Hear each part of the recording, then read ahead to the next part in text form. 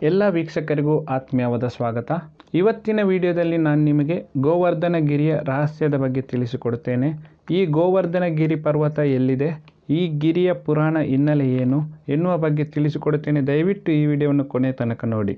ಭೂಮಿಗೆ ಮಳೆ ಬೆಳೆ ಚೆನ್ನಾಗಿ ಆಗಬೇಕೆಂಬ ಕಾರಣಕ್ಕೆ ಗೋಕುಲವಾಸಿಗಳು ಇಂದ್ರನಿಗಾಗಿ ಯಜ್ಞಯಾಗಗಳನ್ನು ಮಾಡುತ್ತಿದ್ದರು. ಇದನ್ನು ಪ್ರಶ್ನಿಸಿದ 7 ವರ್ಷದ ಬಾಲಕನಾಗಿದ್ದ ಶ್ರೀಕೃಷ್ಣನು ಮಳೆ ಸುರಿಸುವುದು ಬೆಟ್ಟ ಗುಡ್ಡ ಮರಗಳು, ಅದಕ್ಕಾಗಿ ದೇವರಿಗೆ ಸಮಾನವಾದ ಗೋವರ್ಧನಗಿರಿಯನ್ನು ಪೂಜೆ ಮಾಡಿ, ಇಂದ್ರ ದೇವತೆಯಾಗಿರುವ ಕಾರಣ ಭೂಮಿಗೆ ಮಳೆ ಸುರಿಸುವಂತೆ ಮಾಡುವುದು ಆತನ ಕರ್ತವ್ಯವೆಂದು ಗೋಕುಲವಾಸಿಗಳಿಗೆ ಮನವರಿಕೆ ಮಾಡಿಸಿ ಇಂದ್ರನ ಬದಲಿಗೆ ಗೋವರ್ಧನಗಿರಿಗೆ ಪೂಜೆ ಮಾಡುವಂತೆ ಮಾಡುತ್ತಾನೆ.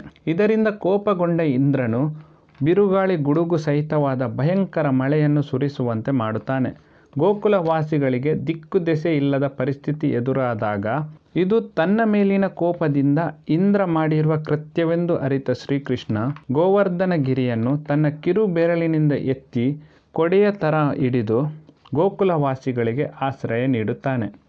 ಇಂದ್ರ ಸುರಿಸಿದ ಭೀಕರ ಗಾಳಿ ಮಳೆಗೆ ಗೋವರ್ಧನಗಿರಿಯನ್ನು ಅಲುಗಾಡಿಸಲು ಸಹ ಸಾಧ್ಯವಾಗಲಿಲ್ಲ. ಕೊನೆಗೆ ಸೋತ ಇಂದ್ರನು ಭೂಮಿಗಿಳಿದು ಬಂದು ಕೃಷ್ಣನಲ್ಲಿ ಕ್ಷಮೆಯಾಚಿಸುತ್ತಾನೆ. ಇದರಿಂದಾಗಿಯೇ ಶ್ರೀಕೃಷ್ಣನಿಗೆ ಗಿರಿಧರ ಎನ್ನುವ ಹೆಸರು ಕೂಡ ಬಂದಿದೆ. ಈ ವಿಚಾರವನ್ನು ಪುರಾಣಗಳಲ್ಲೂ ಸಹ ತಿಳಿಸಲಾಗಿದೆ.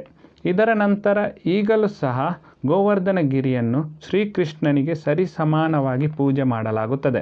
ಅಷ್ಟಕ್ಕೂ ಈ ಗೋವರ್ಧನಗಿರಿ ಎಲ್ಲಿದೆ ಎನ್ನುವ ಪ್ರಶ್ನೆಗೆ ಉತ್ತರ, ಈ ಪರ್ವತ ಇರುವುದು ಉತ್ತರ ಪ್ರದೇಶದ ಯಮುನಾ ನದಿ ತೀರದಲ್ಲಿರುವ ಮಥುರೆಯಲ್ಲಿರುವ ಬೃಂದಾವನದ ಹತ್ತಿರದಲ್ಲಿದೆ.